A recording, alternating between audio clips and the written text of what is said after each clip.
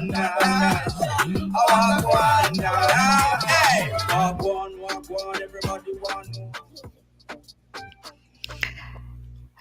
evening, good evening. Hello, everyone, and welcome, welcome, welcome to another episode of Campus Connection. Woot, woot, woot. It is another Tuesday evening, and we are here on Love 101 FM, the family station, and we are so excited about today's show. As always, I'm Anessa. I will be your host for today's show, missing my sidekick. Jonathan Fletcher, but we are going to have a good time nonetheless. So I'm looking forward to this topic that we'll be discussing, which is school nutrition policy. And that's, of course, coming up at 5:55 p.m. But just before we get there, we have so much more in store for you. We have education news and bulletin. We have our honor roll segment with Mr. Martin Williams of the St. Catherine High School. And we also have our I Chose Christ feature coming up. So you definitely don't want to miss it. And you definitely don't want to not come on our live stream. What? We are live on YouTube, we're live on Facebook, and we're also live on TikTok at Love 101 FM Jamaica. So please feel free to hop on, say good evening. I always tell Nina.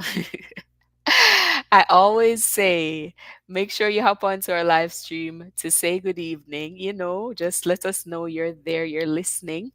And if possible, don't be driving and hop onto the comment section. But if you're able to, we'd love to hear from you because we do want to hear your thoughts on our social media question, which is it practical to get all sugary drinks out of schools? Is that a practical thing? Can that really happen? Do you see that happening? There all the drinks that contain sugar in our schools they're removed from our schools. Is that a practical thing? And so we want to hear your feedback. Hop onto our live stream and send us your feedback. And you can also send your feedback on our WhatsApp number. It's 876-997-3125. So we're looking forward to hearing from you. Hello to you, Glenoy Curry. And hello to those of you who are watching and listening all across Jamaica, all across the world. We want to thank you for making it Campus Connection once more. And so we just want to get started with our honor roll segment. I'm sorry, before we get to honor roll, our education news and bulletin. And we're looking forward to our honor roll segment with Martin Williams from St. Catherine High School. But before we get there, we have a few highlights for you to pay attention to. And the first one comes to us from the Hopewell High School. And it says uncertainty surrounds the operation of the Hopewell High School in Hanover as the majority of teachers reportedly stayed off the job on Friday. The Jamaica Observer Online understands that about 10 teachers showed up for work. Wow. So we're seeing some real issues in our high schools, schools overall, with a shortage of teachers coming in. And then we have another highlight for you. And this one comes from Ramel Messam, who knew since he was 5 years old that he wanted to become a teacher. Well, he developed a love for technology and, during his high school years, decided that he wanted to get intricately involved in this area of study. And he said, and I quote, "I knew I would become a teacher, but I did not know I would become a STEM, that's science, technology, engineering, and mathematics teacher," Messam said. Romel Messam, of course, won Romel Messam plans to go to up the ante with cutting edge technology in the classroom. And we also have another highlight here for you from Knox College. After being, I'm sorry, not from Knox College, we have a highlight here for you from Stacy Richards. And it says, after being expelled from Knox College in Clarendon because of behavioral issues, then forced to drop out of Victor Dixon High School in Manchester after becoming pregnant, it's fair to assume that no one would have staked their money on Stacey Richards coming to something good.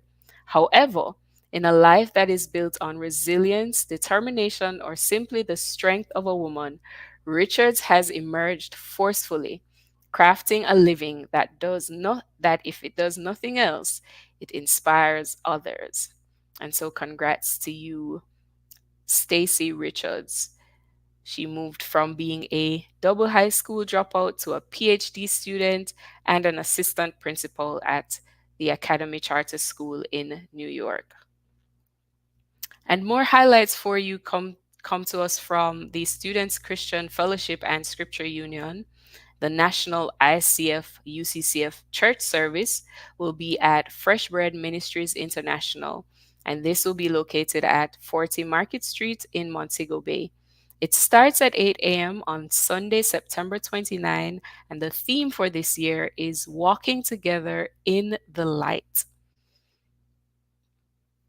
We also have the Passion and Purity woman co-ed high school conference coming up, and the theme this year is Passion, Purity, Purpose: Running the Race of Life, and this will be on October 5, and the time will be from 9 a.m. to 5 p.m. It will include a teachers forum, there will be guest speakers, there will be gospel artists, and so much more. So you definitely don't want to miss that on Saturday, October 5 at the Wilmer's Boys School. And those are all the education news and bulletin highlights that we have for you today. And we certainly want to encourage you, if you're able to send us any updates, anything that's happening on your campus, anything that you want others to know about, you can send us your updates at Love 101 FM Jamaica, whether it be Facebook, Instagram, or on TikTok. And we want to move now to our honor roll segment. We have Mr. Martin Williams, who will be sharing with us. He's from St. Catherine High School. He's a 16-year-old student, and his parents have always enforced positive values such as kindness, integrity, love, and a thirst for knowledge. Now, Martin was never much of an outdoor kid. In fact, he spent most of his time inside the house reading books or being educated in math and English, while his mom, who ironically did not complete school, was there with him. Martin chose to pursue all the sciences. He took on 9 CXC subjects and passed all of them. And today he is a sixth former pursuing 5 CAPE subjects. He plans to continue to hold his head high, work hard, and trust in the Lord. And I'm so excited that we have him here with us. Hello and welcome to the show, Martin. Hello and good evening. It's a pleasure to be here today. Awesome. So you seem to have accomplished quite a bit in such a short space of time.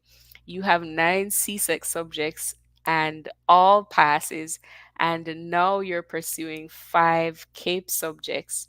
So tell us a little bit about what it takes to be a successful student. Okay, in order to be a successful student, first of all, discipline and integrity plays a very important role, right?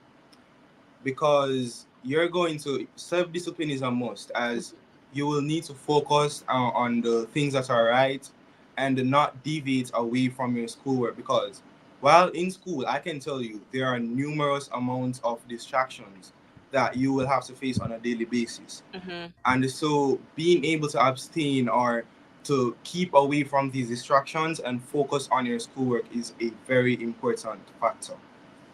Absolutely. And I know you've had to, in order to pass 9 subjects, you've had to make many decisions and prioritize and manage your time wisely. So talk to us a little bit about how you were able to manage your studies and your time.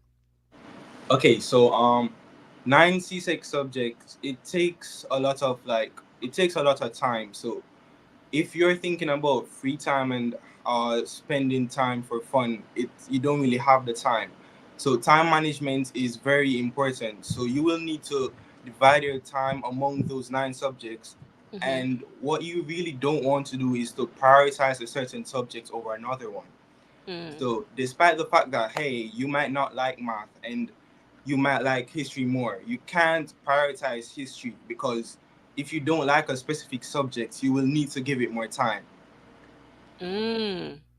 Okay. So tell us a little bit about yourself, Martin. Do you have favorite subjects? Do you have subjects that you like more than others? What are they? I actually do. So my favorite subject is math. Um, my least favorite subject is probably English. What? I would never be able to guess that. You're so articulate. I would never be able to guess that. So why not English? I don't know. We math people, we just tend to not like English. Mhm. It's not that I am bad at the subject. It's just that math has always been kind of my thing. I enjoy working with numbers and even letters too. Mhm. But the English with the like writing and whatnot, I Mhm. just love to see numbers and just the joy you feel when you complete a particular math problem. Mhm. It's just there's no other joy just like that one. Wow. So was there ever a point where you struggled even with math? I know you said it's your favorite subject now, but was there ever a point where you struggled with your studies, with your schoolwork? Okay, so very interestingly, when I matriculated to high school, which Mhm. was in 2019, Mhm. I I was a victim of peer pressure. So I started to deviate away from my schoolwork. Mm. So I had times when I would just come home, I would have homeworks, but what I would do, I would just play games and not focus on my schoolwork. Mhm. So during my time in grade 7 and 8, I was finding it really difficult to attain good grades in school, but with the motivation I would have received from my mom, I basically I regained my focus in grade 9, and so I started to make my schedule and study harder, and I definitely saw an increase in my grades. Wow. That's so powerful, and it speaks to how important it is for us to have a good support system around us. We are gonna jump to a quick break, Martin, but just before we go, is there anything that you would want to encourage people in concerning what if I don't have that support system like you had? Is there any encouragement that you would want to give? Okay, so I'm very much aware that a lot of students who are attending school at the moment, they might not have the support that I would have had back in my days. So in or just continue to focus and never give up on your goals, because as I said, you will face challenges, Mhm. but you have to work hard in order to overcome those challenges, and just think there's always light at the end of the tunnel, and never give up on your dreams. Awesome. I love it.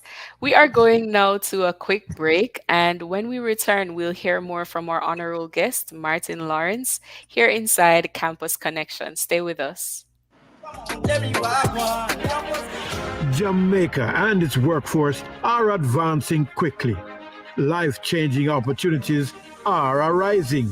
You need training and support. We are the Renewed Heart NSTA Trust, committed to providing new and emerging skills training and opportunities. Come to Heart. We'll help you claim your place in the workforce of the future.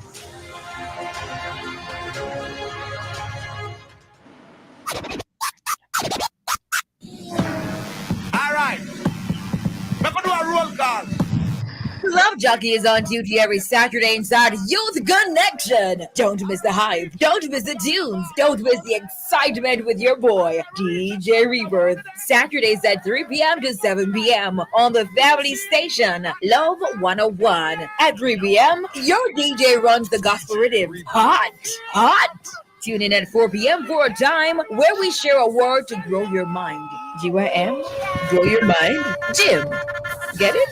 Grow your mind. And at 4:30 p.m., we share with you how young people are giving all their time and fulfilling their purpose inside Ministry in Action. We'll get a taste of poetry and spoken word inside Poetry and Praise. And you get to send us a WhatsApp message and request your favorite gospel song inside Gospel Faves at 5.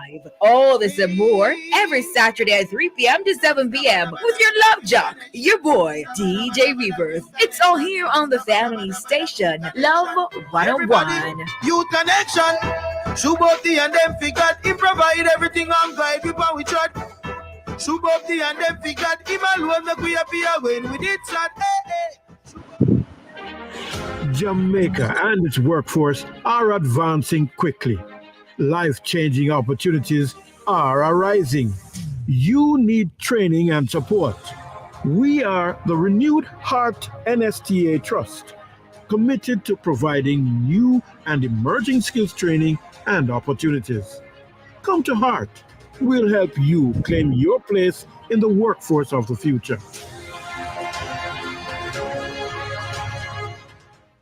Attention seniors! Great news! Your September 2024 social pension payment is now available for collection. Simply check your text messages to confirm your payment details. For more information, call 876-922-8007 or visit the ministry's website, mlss.gov.jm. The Social Pension Program, caring for our elders. A message from the Ministry of Labor and Social Security, providing opportunity, stability, and social protection. Choose your life insurance coverage, apply, and pay online. Live the e-life with Sagicor Life. The time by Sagicor Life is 6:48. Where are the campus eyes? It is 6:48 inside Campus Connection, and we are here with Martin Williams. My apologies if I've at any point during the show called you Martin Lawrence. It's okay. But yes, welcome back, Martin. So before the break, you were just sharing with us on how you've been able to accomplish 9 CSEC subjects and now doing 5 CAPE subjects. And I wanted to, I heard you mention something in your bio, and I heard you mention it again at the start of this interview. You were saying how you value integrity and you strive to be a person of integrity. Why is integrity so important to you? Okay, so ever since primary school, when I was in primary school, that was the first time I've ever heard the word integrity actually. So it was in a devotional exercise, and my vice principal, he was talking about integrity, which was doing the right thing even when no one is looking. Mm-hmm. And ever since I heard the word and the meaning, I was like, this is definitely something I really need to enforce. Mm-hmm. Because doing the right thing even when you have no one watching you it is very important, and it is a form of self-discipline. Mm-hmm. Because you're able to distinguish between what is right and what is wrong, and do whatever you know is right. Mm-hmm. That's so good, and I'm grateful that that's the disposition of heart that you have even going into your studies as you excel. I hope that you keep it up. But just before we go, Martin, is there anyone that you would like to thank for your accomplishments so far? Most definitely. So I would like to thank, first of all, our Lord and Savior Jesus Christ for being there for me in the hardest of times. I would like to thank my mom, my dad, my family for basically supporting me both academically and emotionally. Mm-hmm. I would like to thank my friends at school who supported me along my journey. Mm-hmm. My teachers who would have worked relentlessly in order to ensure that we would have grasped the certain concepts that we need. Um, I would like to thank my school, of course, and yeah, that's about it. Wow. Well, thank you, Martin, for all that you are doing to not just excel, but to inspire other young people like yourself. And I hope that you'll continue to be a man of integrity. And we wish you all the best from all of us here at Campus Connection. Thank you very much for having me today. Awesome. Well, you just heard from Martin Lawrence, Martin Williams. I don't know why I keep calling him Martin Lawrence. Martin Williams, and he was just with us inside of Honor Roll. Thank you so much, Martin, and we wish you all the best. And we're going now to our I Chose Christ feature. And on today's episode of I Chose Christ, we have Deandra Edwards. She is a law student at the University of Technology, and today she will be sharing her testimony. So listen in and be blessed.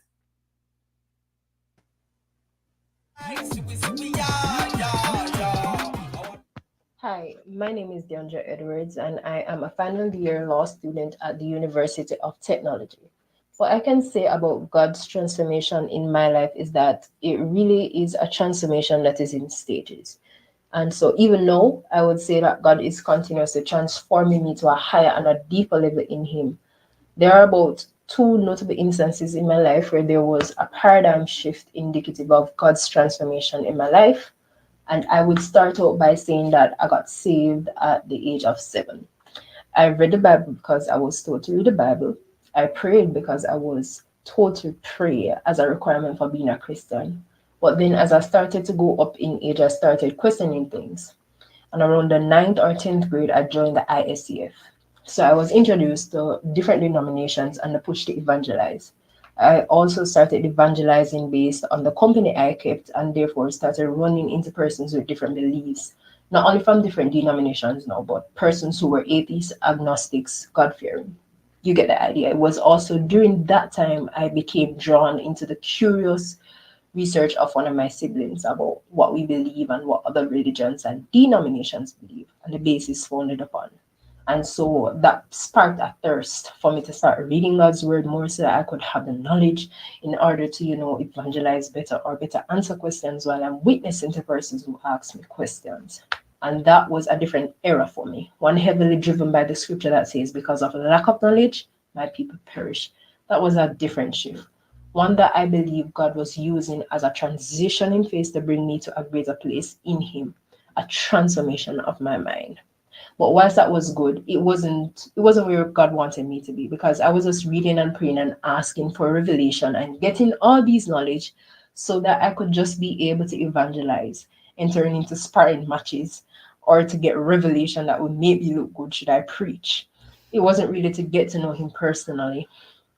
And so the next transformational phase came about during a period when my church was looking at knowing God for ourselves by seeking Him.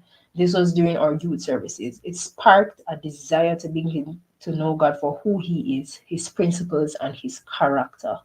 Why things were they, why things were the way they were began to make so much more sense, and more revelations began to flow than the former phases I was in. Praying, fasting, and reading God's word began to have a deeper meaning, and God didn't appear to be so far off and aloof anymore. And so, from those two notable shifts, that's where I'm at even now, knowing God for who He is, getting into a deeper relationship and a higher level in Him. And that's the best place to be, because in knowing Him for who He is where purpose and meaning becomes clear. And as a result, evangelizing, ministry, everything else will come, and it does something for your faith. Your level of faith rises, your trust rises in Him, and your peace increases. And I would just encourage those who are Christians and who are probably not Christians to opt first and foremost to know God personally, to know Him for yourself, and to know who He is as revealed through His word, the Bible. And so, I chose Christ, you definitely can too. Powerful, powerful testimony there from Deandra Edwards, a law student at the University of Technology. And I found that testimony interesting because it's I can remember even times in my own life where I started to seek God and to desire to know Him for who He is, and not just the God of my parents or grandparents, but wanting that personal relationship. And just like she testified, everything in your life changes when you start getting to know God for who He is, relating to Him as a person, and I just appreciate that testimony. So thank you again, Deandra Edwards, law student at the University of Technology. Next week, we will hear another powerful testimony. And if you have a testimony of why you chose Christ and why we should too, please send your testimonies in to us at Love 101 FM Jamaica. You can also email the audio of your testimony to Love 101 Campus Connection at gmail.com. That's Love 101 Campus Connection at gmail.com. All right. It is the moment that we have been waiting for. It's time for our discussion on school nutrition policy. And I'm excited about this discussion because, as you all probably know, food is not cheap. Food is not cheap. There is a serious crisis going on in terms of how you balance just having a regular balanced diet along with just the financial possibility of doing so. So we're going to dive deep into this topic, and we have some guests with us. We have Miss Rosanna Pike, who is a nutrition practitioner and advocacy officer, and we also have Mr. Alex Johnson, who is a clinical dietitian intern and youth health advocate. And so I'm looking forward to this discussion.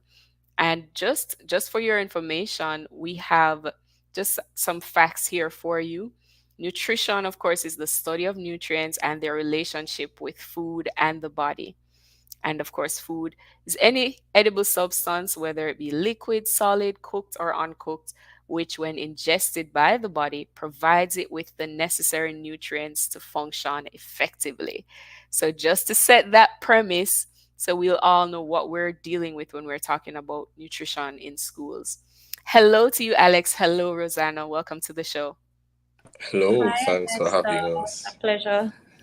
Awesome. So I'm looking forward to this discussion on school nutrition policy. And we're jumping to a break in about a minute or so. But just greet the people, just say hello.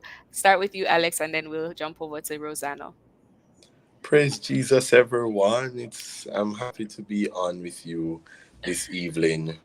And I am a St. Catherine High Pass student also. So What? big up to Mr. Martin who presented earlier. Absolutely. I am happy to be here today to share with you all. So good to have you. All Rosanna? right. Good evening, everyone who's joining and listening or watching from, near and far. I see that you guys have, your audience is far reaching, and I love that. So I'm just hoping that, if it's even one thing from our discussion here this evening, somebody will take home that message and, try to implement it in their daily lives. Love it, love it. Thank you so much, Alex and Rosanna. We're going now to a quick break, but when we return, we'll be talking about school nutrition. Stay with us here inside Campus Connection. Baby, we know how important it is to keep you dry and comfortable. At Huggies, we've made it our mission to have the perfect diaper to give you a soft and gentle experience. And even better, a one-up 100% leak-proof protection, even from blowouts. Whether it's playtime, nap time, or bedtime, Huggies keeps you happy. So you can focus on making memories, not messes. Huggies, we got you, baby.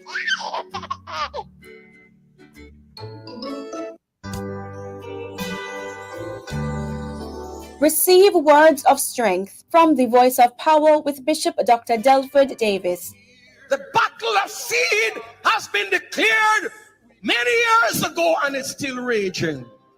I will put enmity between thee and between the woman, thy seed and her seed. A war will be on perpetually. until Jesus returns. But I know who has already won the war. I know who has already won the war. That's the Voice of Power with Bishop Dr. Delford Davis, brought to you by the Power of Faith Ministries International in Portmore. Voice of Power comes to you every Thursday at 9:30 a.m. right here on the family station, Love 101. Oxymaster make everything cleaner. The time by Oxymaster, the stain blaster, is 7:01. Welcome back to Campus Connection. We are here inside our episode on school nutrition, and I'm excited. I'm excited because we are going to be talking with Mr. Alex Johnson, who is a not just a clinical dietitian intern, but he's also a youth health advocate. And we have Miss Rosanna Pike, who is a nutrition practitioner and advocacy officer. So we have two advocates. We have two people that will hold up them sign and them banner and march around and tell people about this thing. So I'm excited. So guys, welcome again to the show. Tell me a little bit about why you're so passionate about this topic before we get into it. Let me start with Rosanna. I mean, on the topic of school nutrition policy, I mean, oftentimes we tend to overlook the fact that schools are meant to provide that safe space when children are outside of the home. Because, of course, parents or caregivers or guardians are sending their children out there to obtain, quality education. And just as how they're obtaining quality education, you're expecting that the food that they're being served at schools, if you are not providing from home, is also of, superior quality. And of course, we know that for children to perform, optimally and in their academic, in their work, generally, they need, proper nutrition to actually support their brain performance and development, basically their whole cognitive function. Because if that is off, tangent, then there is no way you can actually expect them to excel in their schoolwork. So that is basically it in a nutshell. Absolutely. And just before we jump to you, Alex, I need to make a correction. It's actually six. Oh, well, right now it's 6:03, not 7:03. So, Alex, tell us a little bit about why you're passionate about this topic.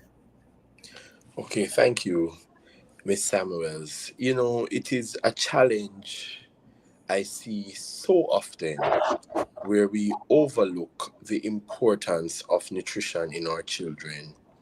Children are our future, and I know it is cliche. I am tired to hear it too.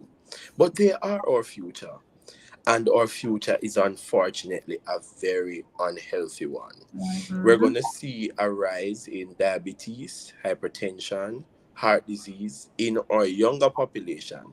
And being in the clinical setting, in the hospital setting, I have seen quite a few children coming in with diabetes, with hypertension, with heart disease because of lifestyle and because of the unhealthy food environments that they are a part of. So I am not just thinking about getting our schools looking healthy, but I'm thinking about a long-term health goal for Jamaica.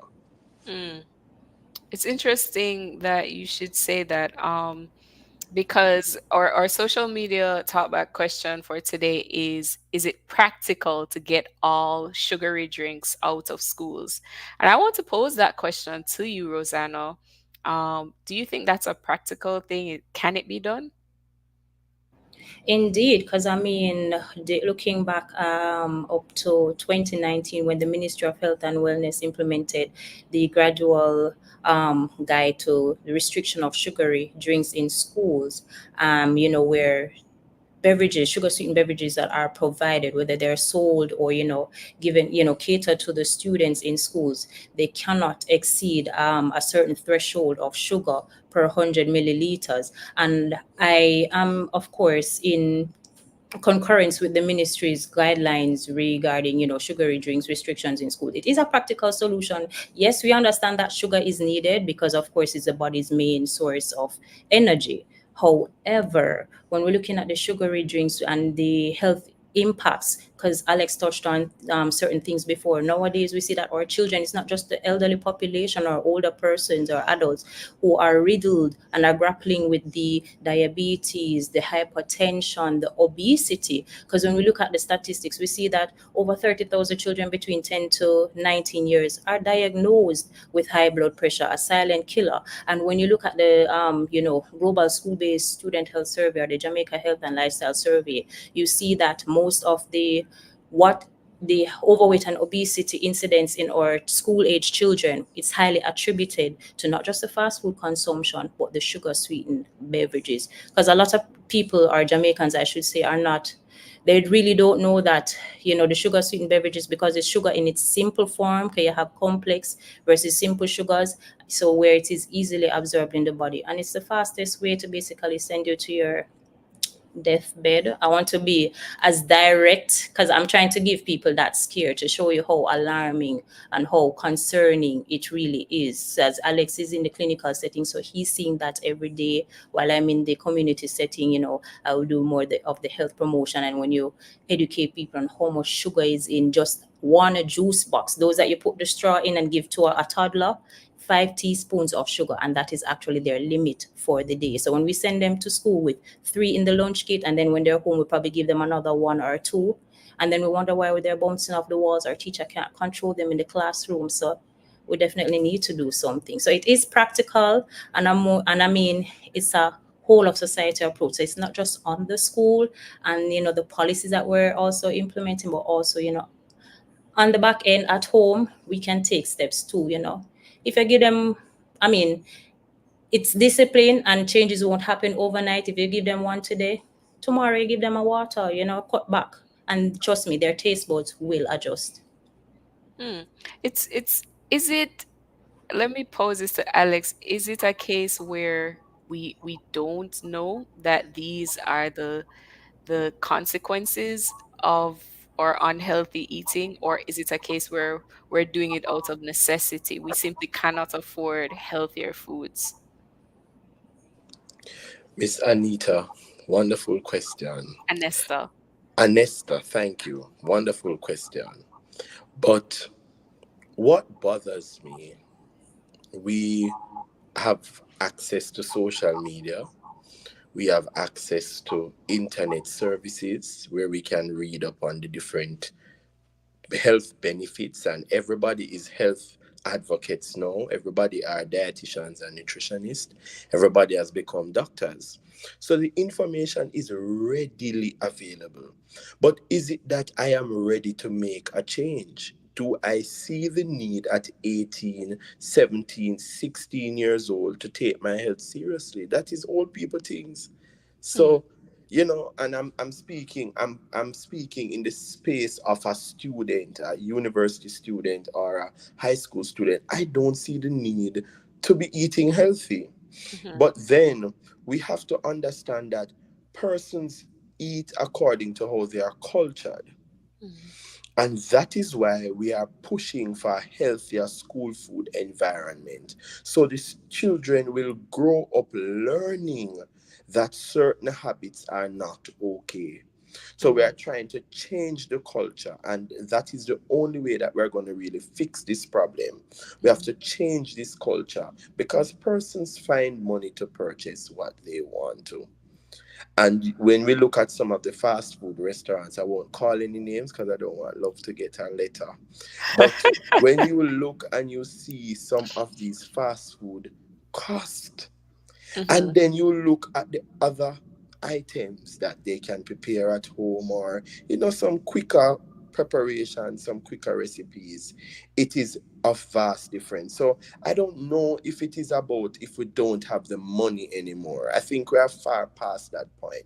I think it is that some persons just don't care, and some persons have not yet taken the responsibility that it's my health. Even though we're advocating for the environment to change, we are now looking at it from a personal level.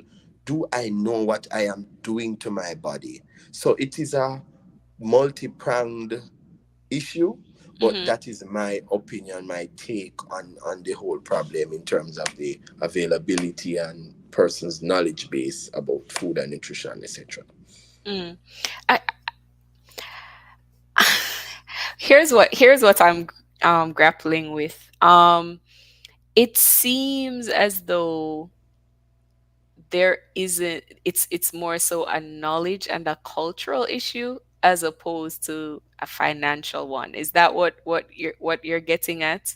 So it's not that persons can't afford, it's more they have a mindset towards health. You reserve that for the older people. So what's needed is education then. Am I right? Just Rosano? Is it more so education that's needed? Right. So education is one thing, and then of course, so you are. And I understand where you're getting at, because of course, while the lack of food and nutrition related knowledge, or the education, basic education, is one aspect of it, but then of course we have to accept the reality that the whole socioeconomic issues and food security, or people living in food deserts, right? So the access to healthy options might be a challenge, but nonetheless, as going back, once education is there and is instilled, of course, once persons are equipped or empowered with the information, then they have the leeway to actually make healthier choices, or try to leverage that information that they have to make use of whatever resources they have, whether it's financial or food that they have in the household, to actually turn them hand make fashion and eat healthy, basically. All right, so I'm going to give you guys a challenge, right? I'm going to give you a challenge. You have $2,000 to make dinner tonight. And I need your help.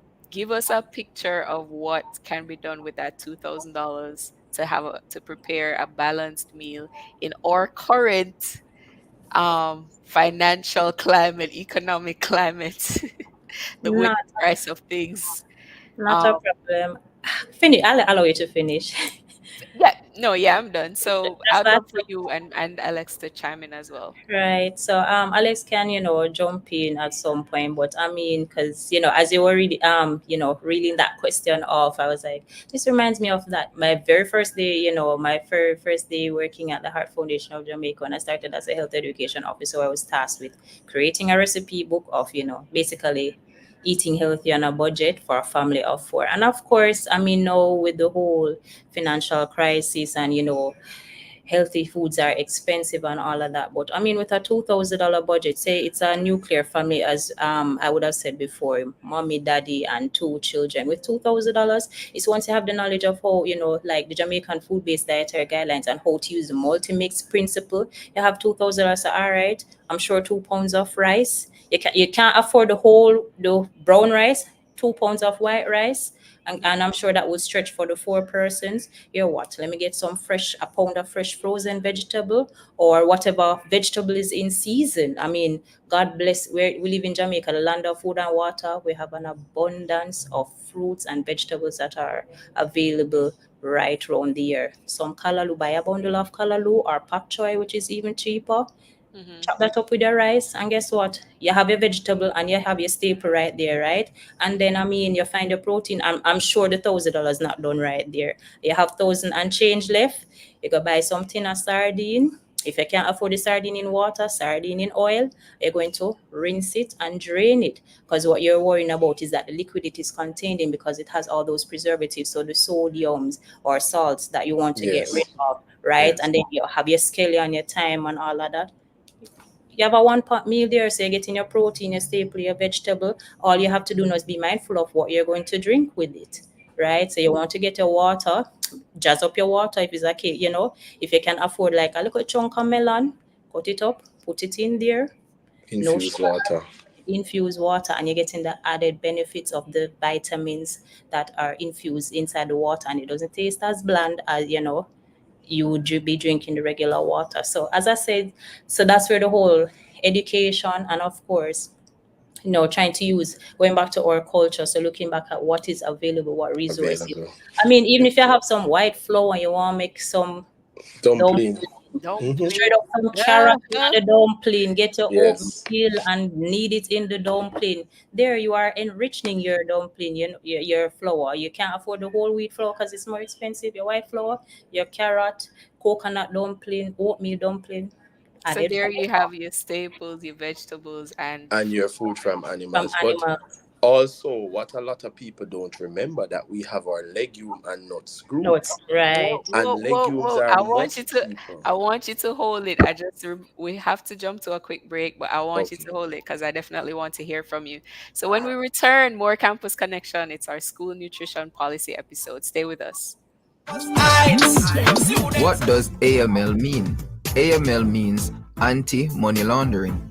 Each financial institution assesses the money laundering risk of a customer before opening an account. If a customer is assessed as being low risk for money laundering, the financial institution can apply simplified customer due diligence requirements. This financial literacy tip was brought to you by Bank of Jamaica, building an inclusive economy. When you say phosphorus, you say electrical. SWA cables, conduits, transformers, and breakers. When you say phosphorus, you say lighting, chandeliers, and more. When you say phosphorus, you say LEDs and solar water heaters. Phosphorus is electrical, lighting, solar, and LEDs. Visit us today, Kingston, Mandeville, and Montego Bay. Phosphorus. Okay, where are the campus? Welcome back to Campus Connection. We are inside our school nutrition policy episode. It's been an exciting discussion. I'm Anessa and I've been here with Alex and Rosano, and we're talking about all things health and nutrition. And just before the break, they were giving me some tips on how I could balance a $2,000 budget to feed a family of four and do it the nutritional way. So we had our rice, we had our sardines, we had our vegetables, pak choy or kalaloo, and the fruit infused water. That was my favorite part. It make you feel a little bougie, you know? So, Alex, you wanted to chime in, so go ahead. Yes, so we forget, you see, we are fighting a battle, not just with poor education, but misinformation. Mm. Because persons have been demonizing rice. I don't know where we have gotten this from, persons, but we are forgetting we are Jamaicans, where we used to eat yam, chocho, we used to eat dasheen, cocoa, all those things. I don't know. We have moved away from our ground provisions, and maybe the people don't have no time to peel any yam anymore. Some persons don't even know to peel yam. So, we are having a serious challenge with the type of foods that we are introducing. We are becoming very, very, very, I want to say, Americanized. So, we have become more convenient. Cooking, everything has to be quick and easy.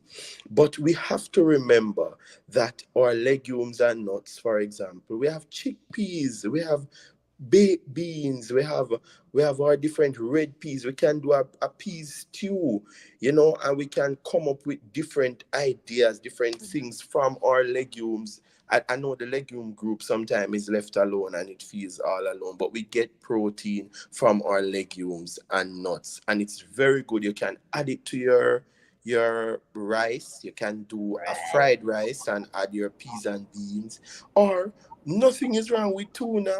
Nothing is wrong with sardine.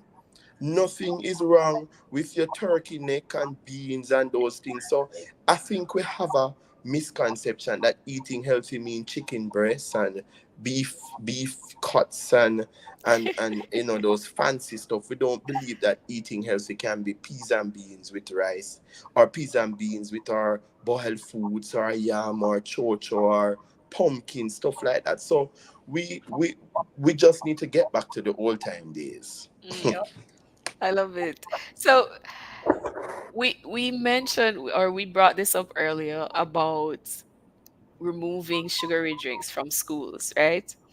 But it a lot of these drinks are produced by companies that actually sponsor some of our schools. They sponsor sports teams. Do you think it's realistic? Do you think they will be on board with us now saying, okay, you can't have your drinks in our schools, but still support us when we go into champs or when we go into is this practical? You want to okay, you want to go ahead. I want to jump in here because I don't want nobody leave here with that conception. We were not telling nobody that they are not to bring the drinks in the school. What we are telling them to do is to reformulate the Create the drinks, products, right? make it less sweeter, reduce the sugar content. And we have seen companies that have been doing that. Doing that. So we have a lot of companies. I don't want to call a company name so anybody feel vexed. But I Right? was at a school event recently with a company and I had one of their drink and I tasted it and I said, this tastes different. When I looked at the sugar content, it was reduced dramatically. And it tastes different, but not in a bad way. So Wait, So that's what we're going for. Less sugar content. reformulation. So we're not running our companies away. We don't want that. What exactly. we want to do is to create a relationship where they understand that listen, they have a responsibility to too. So certain stuff are just Jamaican. We won't get it away from being Jamaican. But all we're saying to them, reformulate your product. If they don't want to comply, they have to go. Right. But Okay. once they're complying, we would love to have them in our Right. spaces. And adding to that, because I mean, even with the interim beverage guidelines that the Ministry of Health and Wellness, published, the last iteration was last year where sugar sweetened beverages provided within schools cannot surpass 2.5 grams of sugar per 100 milliliters. And I mean, the ministry is there and they're working with, certain bodies like the SRC and the Bureau of Standards Jamaica to ensure that, hey, it's time, food and beverage manufacturers, we're putting out the call. The new school year is coming in. Send in your drinks to be tested and approved to be sold in schools. So that is one measure. And at the same time, because when you touch on the whole sponsorship and everything, because we know the corporate social responsibility and it also helps to put them in a positive light. We also don't want the food and beverage industry to look and think that we're trying to box food from anyone's mouth, because we understand that, hey, there are some persons out there, especially children, there,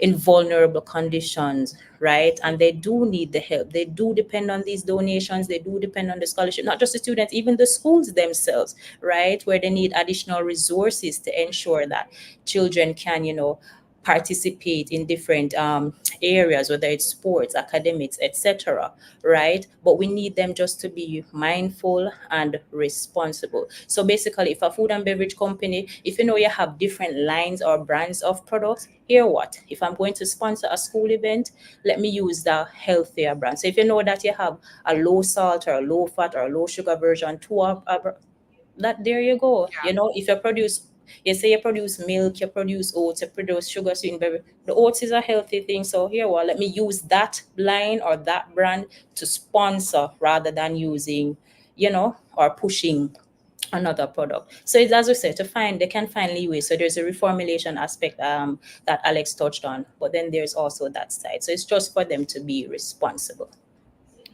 Love it, love it. So, I want to pose my final question now to you guys. You've been amazing, by the way. I'm gaining so much knowledge from this interview, and I'm seeing how it could work with more advocates like you all coming into our school space and educating people about the need for nutrition.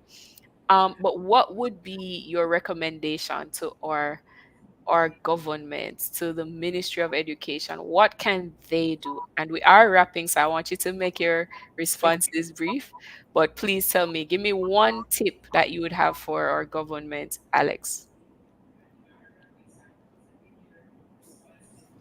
What I want to say to them, and I'm going to use my patois, we want better school food environment. And we cannot continue to push for a healthier Jamaica without a healthier school food environment. So we have already been in the schools. The Jamaica Youth Advocacy Network, along with the Heart Foundation, Healthy Caribbean Coalition, which we are a part of, and the Jamaica Healthy Youth Advocates, we have been out there, we have been evangelizing to the lost persons who don't know about nutrition and eating healthy. We have been spreading the good news, and we have been in quite a few schools. I know Jamaica Youth Advocacy Network. We have been pushing to get our green paper or school nutrition policy passed in parliament, and I know the Minister of Health is fully on board. Big up yourself, Mr. Tufton, who is And the Minister of pushing Education also. as well. Yes, and the Ministry of Education, who has been at all our consultations, and I know Rosanna is going to tell you about a big event that we're having tomorrow. So we are working, and we have been working, but we just need more support, and possibly the ISTF group is one that is going to help to lead this new charge, possibly. Love Right. it. I mean, Alex said, put it in a nutshell. I mean, for me, after having Alex, said that, just don't delay. I just want them to not delay. I mean, yes, we know that there are conflicting priorities on the forefront, like still, there are still recovery and restoration efforts after the passage of Hurricane Beryl. But please, as we go into the new year, just remember the children are our future. They need this, so we need to transform our school food environments. And, as Alex mentioned, we have an event tomorrow with the Healthy Caribbean Coalition, Jamaica Youth Advocacy Network, UNICEF Jamaica, Food Children Foundation, and it's something that is happening with our regional partners as well. So it's across the Caribbean. It's called Hope for the Future at Wolmer's Boys Auditorium. So if persons want to pass by just to give their support, we will be actually, calling on the government to implement the National School Nutrition Policy. So you can come on out, lend a voice, follow us on social media. Anywhere you see us, tell us to keep up the good fight. Love it, love it. Thank you so much, Rosanna and Alex, for taking the time out to share with us on this topic. I know our audience learned a lot, and I certainly hope you'll continue to do the work of advocacy that you're doing, educating our students, our stakeholders one by one. Hopefully, we'll transform Jamaica. It was a Amen. Praise pleasure, God. and we hope, as we said, just continue to follow us. We ask for your support, and I mean, let's just see what will happen. Let All your right. food be your Thank medicine, and your medicine be your Yeah. food. That's all I Amen. say.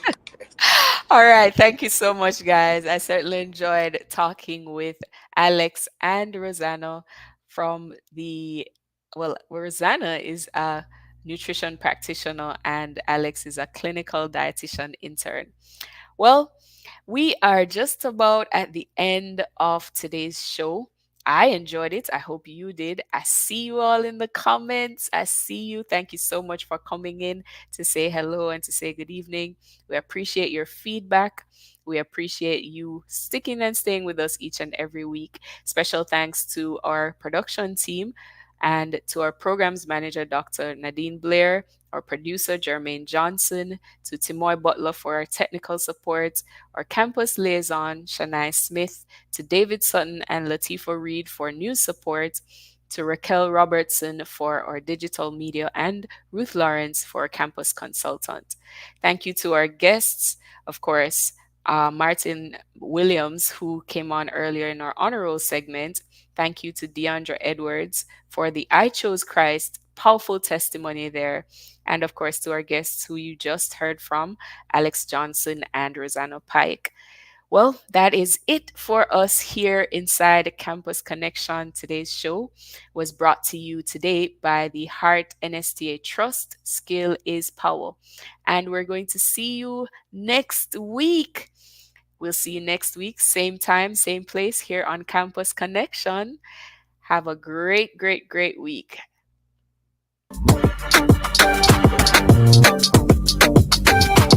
Yeah.